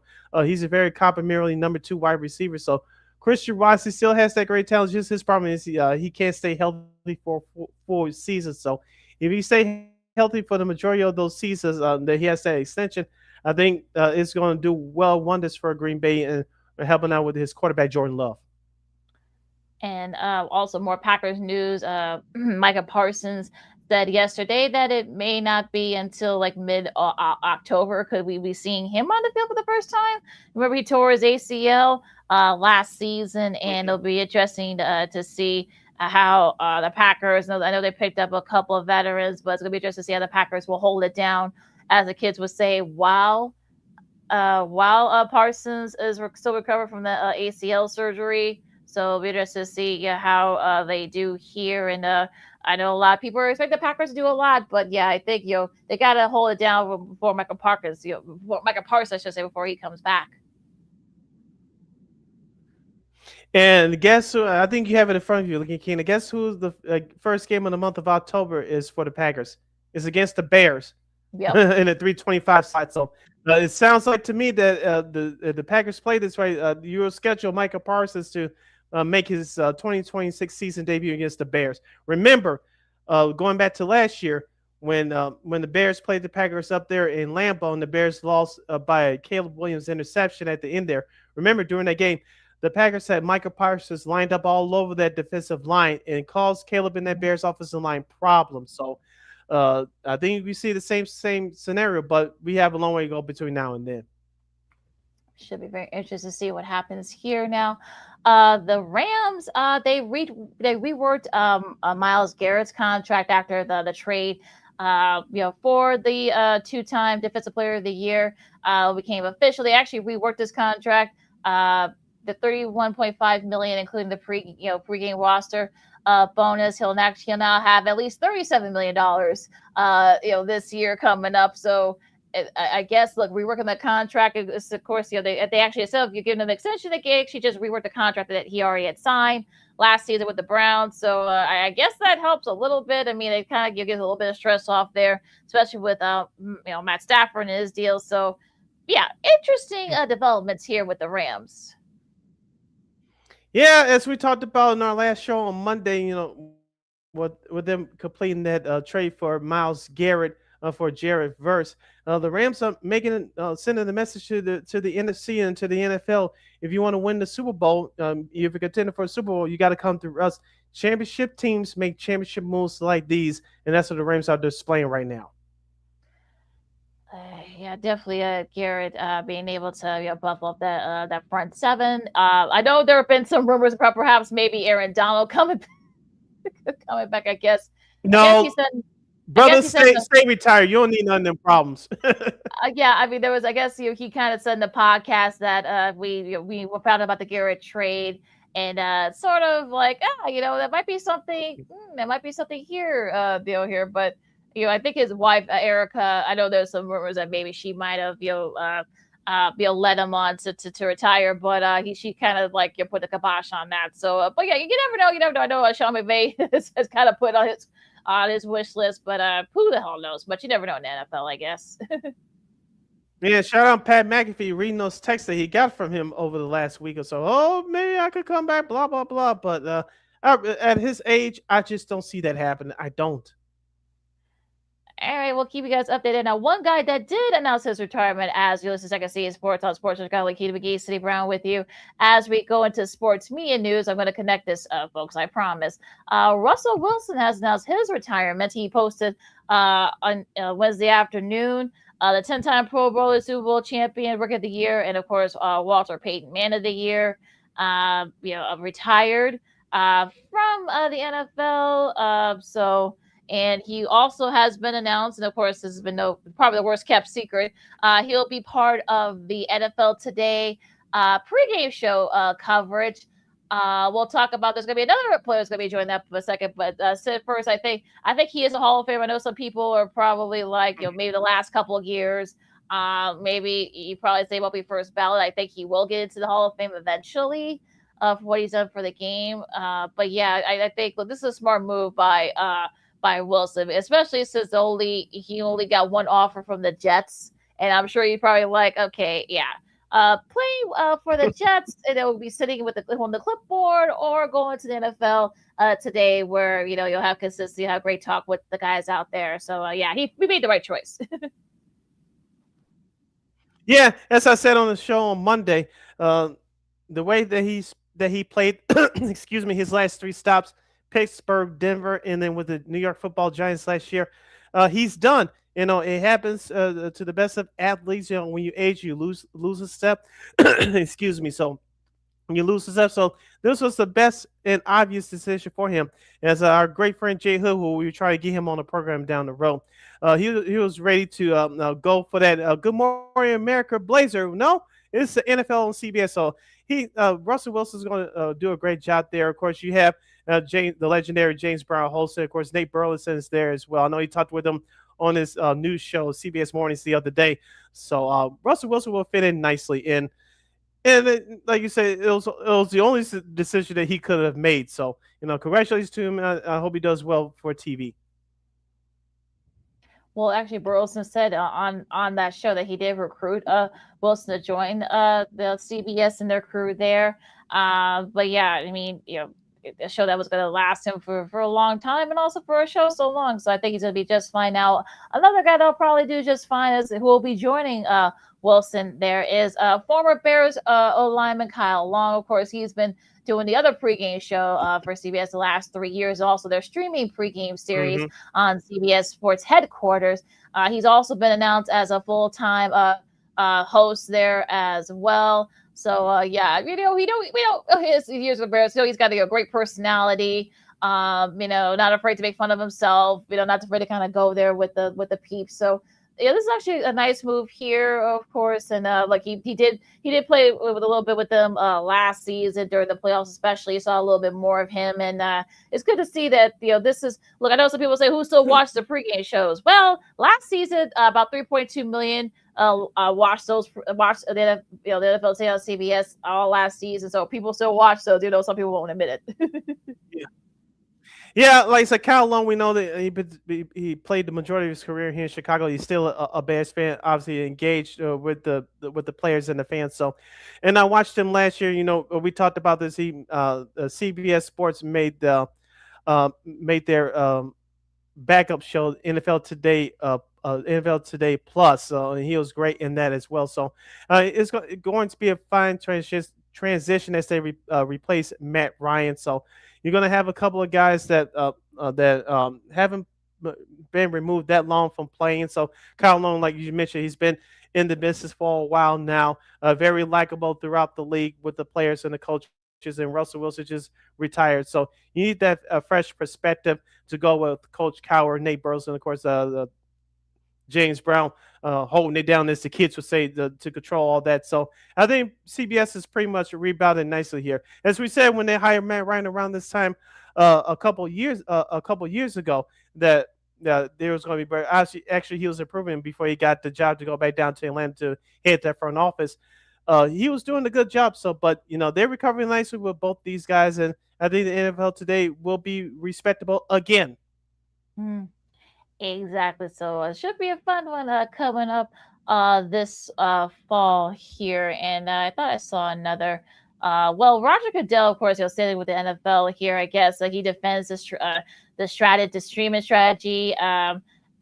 He's not going to testify in the House Judiciary hearing. It was supposed to be next week. He basically told him to pound sand, if you will, and. But yeah, I mean, look, look, this is gonna be this is gonna be really gonna be the thing here for the near future. So, the government can't really tell them what to do with their streaming strategies. So, what can you say? Yeah, telling the government to pound sand, not the greatest strategy in the world, but like you said, I think this is far from over. We'll see if any loopholes are discovered here with all this. If it is, maybe they'll come to a quote unquote compromise. I don't know, but I know not too many people are talking about this right now outside of us. But I think me personally, I think this is far from over. But like I said, we'll see what happens. All right, now sticking with the ESPN theme here, Rich Eisen is going to be doing a This Was Sports Center podcast on his show. Of course, Rich Eisen is now on ESPN. Of course, if you guys know, he's now on ESPN Chicago too here in Chicago, ESPN 1000. So they've already posted an episode. You can post that. It's going to be on his YouTube page. He's going to be spilling some tea. And I guess he's already spilled some tea because I guess he said that he and his good friend, the late great Stuart Scott, didn't really like each other initially. So, but they grew to respect to like each other and they became close friends and such. So, yeah. I'm sure there's going to be more of this to come. So, yeah, it's going to be interesting to see what happens here. Yeah, I haven't heard the first episode yet, but I'll spend some time this weekend trying to find it and listen to it. But it's definitely got to be some dirt, using air quotes. It's definitely got to be some dirt on those other former sports anchors. I know she just turned her YouTube channel recently. Linda Cohn. She want to hear some stories about her because she was one of the first female sports anchors on Sports Center back in the day. Of course, our friend of the show, Larry Beal, who does great work out there in the Bay Area for ABC7 out there. I'm sure he's going to be a guest appearance on that show at some point because we all know that he doesn't hesitate he doesn't bite his tongue. So he has stories for days, as you saw when we brought him on the show over a year ago or so. So I'm interested to see some other stories. Don't forget about Craig Kilborn as well. I think wasn't it? No, Craig Kinnear. He was a former sport before he went to late night TV back in the day. So I definitely want to hear some stories about him. So I'm sure it's going to be a whole lot to talk about with these episodes being released every week. So I'm sure this will not be the last time we'll mention about this on this program. So we'll see what happens. Now, ESPN, of course, is according to front office sports. Ryan Glassspiegel is preparing another round of layoffs. It could be on-camera talent. It could be at risk as well as behind-the-scenes people. They've already let go about 30 off-camera people back, last fall, and it looks like some this time on our time, it could be at risk. So it'll be interesting to see. They just hired some people too, some younger people. So could we be seeing some veteran folks that could be on the way out? We'll have to wait and see. So yeah, some say it could be the NFL Network. Because remember, Ian Rappaport just signed a deal with ESPN, so could some of those folks there be on their way out too? So who knows? Yeah, especially the ever changing landscape of sports media in particular. But we won't get into what happened with CBS. That's a whole nother show for a whole nother time. But as far as sports media is concerned, it's no different than any other company. You start out with the high chopping block, whoever makes the most, or whoever's a quote unquote free agent, you don't pay them, so you save money right there. So, but anything that is high cost that you're not making any money off of, you cut it. So it's going to be interesting to see what ESPN does here, because they have the new deal with Major League Baseball, and they re-up with the NBA for the next 11 years or so. And of course, they're making money big time with the NFL right now with that new TV deal. So, we'll see what happens. But I hate to say it, but I'm not surprised at this at all. Not at all. So, anything else before we disperse, Sid? I know you have a little tennis update, especially on the female side. The number one player in the world got knocked off the. She got knocked out a couple of days ago, and it'll be a couple of first timers in the finals. Russia's I want to make sure I get her name right.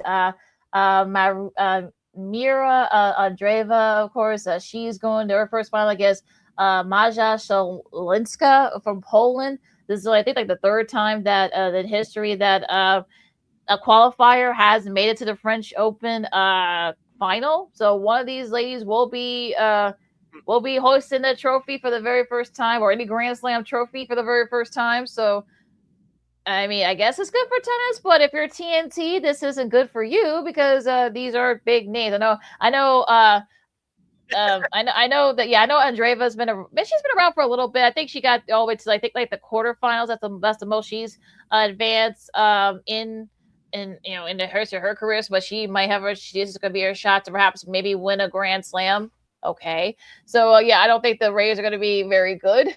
So we'll see what happens. But on the men's side, Alexander Zverev, this is his shot to get his first Grand Slam. He'll be facing. I want to make sure I get. They just posted this a while ago here, but yeah, I'll get to that. I'll get to the name in a second. Yes, because I'll be honest, I haven't been watching since a lot of the top players have been eliminated. So I haven't been watching that much. I know that makes me a bad person, but I think you're not good. He'll face Flavio Caboli, who didn't even play his match because I think his opponent in a walkover. So he'll be fresh and ready to go. But these guys will win their first Grand Slam. So you can watch both the men's and women's finals this weekend on TNT, True TV, and streaming on HBO Max. And LaKeena will end this show with a good comment. You as the great Ron Gleason sports broadcasting a few years ago. Social media, you don't know who's listening or watching. Shout out to our guy Jay Hood. Let's put it up right now. He says, "Love the show. Both of you, please contact me. Russ will look good in that CP." Yes, jacket. So shout out to John. Last go from 6 to 9 a.m. ESPN Chicago app, ESPN Chicago's YouTube channel right here, and plus he has his own YouTube channel. Under the Hood podcast. He does a great job with his cousin Wiley. He's brought on our guy Ken Davis for the last few months, talking Bears and everything else. Of course, both of them went to the same high school, St. Francis de Sales. Of course, I met him down at IMS. We were doing the old Dean Davis show. A great guy. Hopefully, I get to see him out at a Sox game or two this year. I know he's a big time White Sox fan. So shout out to our good buddy Jonathan. We'll definitely get you on this program down the road. I know he's checked in on our W, young man, to put out that comment. So, and also too, of course, he does great with the UIC men's sports, of course, men's basketball. I know they had a great year this year, going all get to the quarterfinals of the NIT postseason NIT. Also, their baseball team for the first time, I think, like 50 years, going to the baseball tournament. Of course, unfortunately, they got knocked out, but they have the Super Regionals going on right now as we speak. So you guys can check that out on the ESPN Family Networks. Also, shout out to Texas on the ladies' side, the softball. They go back to back. Also being Texas Tech once again. So congrats to the ladies there. Coach Mike White and Coach Mike White. Of course, this is a second in a row. So shout out to the ladies there. Hook 'em horns. Great win yesterday to 2-0 over Texas Tech. So ladies, celebrating. I know they're celebrating out there in Austin. So shout out to them. Let's see. Anything else before we reverse? I guess that's basically it. The FIFA World Cup, the Men's World Cup, of course. I think they're going to be playing Germany over at Soldier Field this weekend. So you guys can check that out as well if you guys want to take a look at the men's national team before the World Cup's about a week or two. So in a friendly. So I'm sure the crowd's going to be packed there over at Soldier Field for that. match. Of course, I think that match's going to be on Fox, so you guys can check that out too on I think Sunday. So yeah, so make sure you guys check that out as well. So anything else before we disperse, Sid? I'm ready to enjoy this weekend. I'll be back up there at the friendly confines tomorrow to catch Game 2 of the San Francisco Giants Cubs series. Let's see if your Cubs can keep it going. I think they'll get this game in today with the San Francisco Giants. If not, they'll probably play 2 tomorrow or perhaps Sunday. Of course, remember that the game on Sunday will be part of Sunday Night Baseball on NBC. So hopefully they'll get this game in today, which I think they will, and then they'll play out the rest of the series tomorrow, and of course Sunday Night Baseball from the friendly confines. All right. Yep. Should be fun. You follow LaKeena McGee on the Twitter X and here's going to IG. You can follow yours truly, Sidney Brown, on the Twitter X and the IG at SidKid80. Once again, it's SidKid80. That's SIDKID80. SIDKID80. Be sure to download the Sports Zone Chicago wherever you get your apps. Please follow Sports Zone Chicago on all social media platforms on Facebook, X, Instagram, and YouTube. If you're watching us on YouTube at Sports Zone Chicago, please hype the video so we can get our numbers up and get this program out to more people, because you know you love us and we love you. And thank you very much in advance for your support. Like, share, subscribe, and tell your friends. Be sure to catch Second City Sports live in the living color every Monday, every Friday from 12:15 to 2:15 p.m. Central Standard Time right here on Sports Zone Chicago. One more again, as the kids would say. Be sure to catch Second City Sports live in the living color every Monday, every Friday from 12:15 to 2:15 p.m. Central Standard Time right here on Sports Zone Chicago. Of course, you can catch the replays of Sports Zone Chicago anytime, anywhere on the Sports Zone Chicago Facebook and YouTube channels. It's all right there for you. You can catch replays of our show, Sean Sierra Sports, The Smokes Fellas. If you miss a segment, if you miss a guest, if you miss our interview with our buddy Scott Lewis from the Barbers Chari Network earlier, no problem. You can catch the replays anytime, anywhere on the Facebook, on Sports Zone Chicago's Facebook and YouTube channels. And you know we will provide. Okay, we got all these statements coming out of the Bears Stadium stuff. You guys can go ahead and look that up if you want. I just think it's a little bit stupid at this point, but we'll keep you guys updated if there is anything.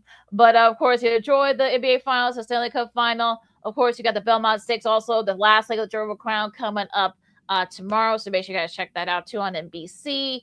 Also, of course, the baseball, college baseball, if you're into that.